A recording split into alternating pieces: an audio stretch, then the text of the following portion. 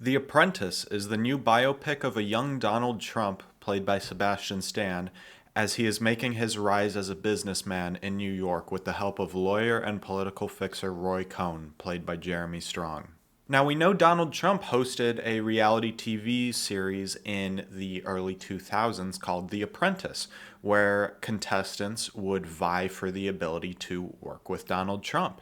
And so it's pretty fascinating to see this relationship flipped on its head with how Donald Trump is now the apprentice to Roy Cohn. Cohn is a ruthless and completely uncaring person who will do any dirty trick to get his way and win.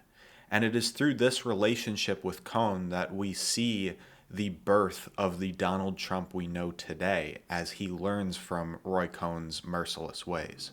According to Trump, there are two types of people, killers and losers. In order for him to adopt this killer persona, Cohn teaches him the three rules to win: attack, attack, attack, admit nothing, deny everything, and always claim victory. As Trump learns these rules from Cohn and applies them throughout the film, we gradually see the person that he becomes and the one that we know today. The film is, in a sense, about how a monster is created, as Trump starts out like a fairly ordinary guy.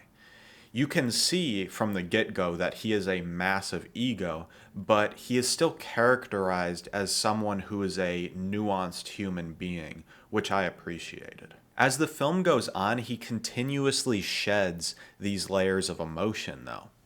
One way I think this is paralleled very well is through his reaction to deaths throughout the film. About the halfway point, when a character close to him dies, we see a very vulnerable side of him that we are not used to seeing with the current day Donald Trump. Shortly after this, however, he becomes increasingly colder and more uncaring. When the death of a character happens towards the end of the film, it's really fascinating to see how he just does not pay it any mind and goes to get personal work done. By the end of the film, Trump is a completely different person from the one we saw at the beginning, becoming as ruthless as Roy Cohn was when they met. Now, we can't talk about this movie without mentioning the performances. I thought Sebastian Stan was absolutely exceptional in the role of Donald Trump. The way Stan changes his performance as the film goes along is really captivating to watch. Towards the beginning, he isn't much like the Trump of today. While Stan does a great job at capturing some of the mannerisms, like how he moves his lips when he speaks, it isn't until later into the film where we see the Trump of today. Stan is constantly adding inflections and mannerisms as Trump is changing as a person.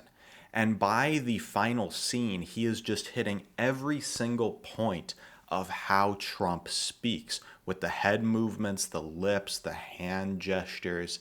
It is really incredible to watch.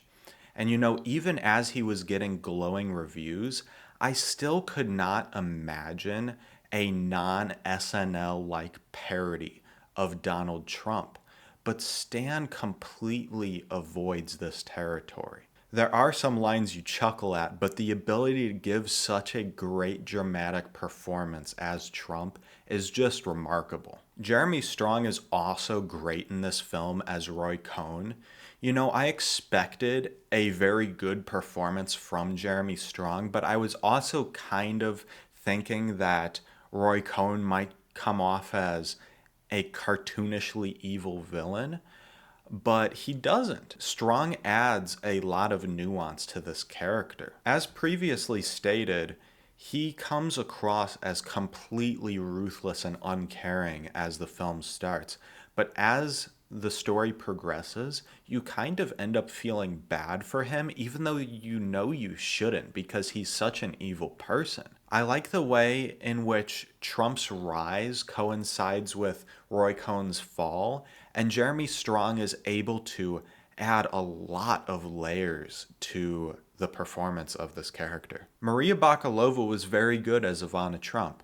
I think she was underutilized and underwritten. Stan and Strong are given far more to do, but whenever she's on screen, she shines brightly and brings such a great presence to the role. I do wish she was given a little bit more to do throughout the film, as I would have liked a more consistent presence from her throughout the entire runtime rather than just the spotty moments that she's in. Now, I do think the film has some flaws. There were a few moments where scenes would go on a little bit too long, which could have been trimmed. This isn't a big deal, as I was thoroughly entertained for the majority of the film, but I do think that there were some dull moments in here that could have used more of a punch. I do also think the film could be thought of as a little bit heavy-handed. There are times when it is kind of spoon-feeding you information, but this wasn't a big deal to me, as almost always I was really engaged with what the film was doing and what it was saying. One stylistic thing that I appreciated was how the film is shot. It really captures the 70s and 80s very well. The cameras are handheld and have a certain grain to them that make it look like you are watching a production from the time the film is set in. You're really able to feel like you are in New York at this point in history. Overall, does my personal dislike of Donald Trump factor into my enjoyment of this film? Yes, it does. If I loved Donald Trump, I certainly would not love this movie, as it is very, very critical of him and shows some really damning scenes. But trying to take my political opinions away from this and review the film more objectively, I just think it was very well made. The central relationship between Trump and Cohn provides for a lot of hints and clues as to how Trump became the person he is today. While there are faults in the film, the story along with the performances make it engrossing to watch, and I feel like I learned more about both men because of this film for the better. So with that said, I would give The Apprentice 4 stars. That's it for my review of The Apprentice. Thanks for watching, everybody. Try and be civil down in the comments. I know this is going to be a controversial film. And if you liked what you saw here today and you would like to see more, subscribe to follow the odyssey that is Oscar season.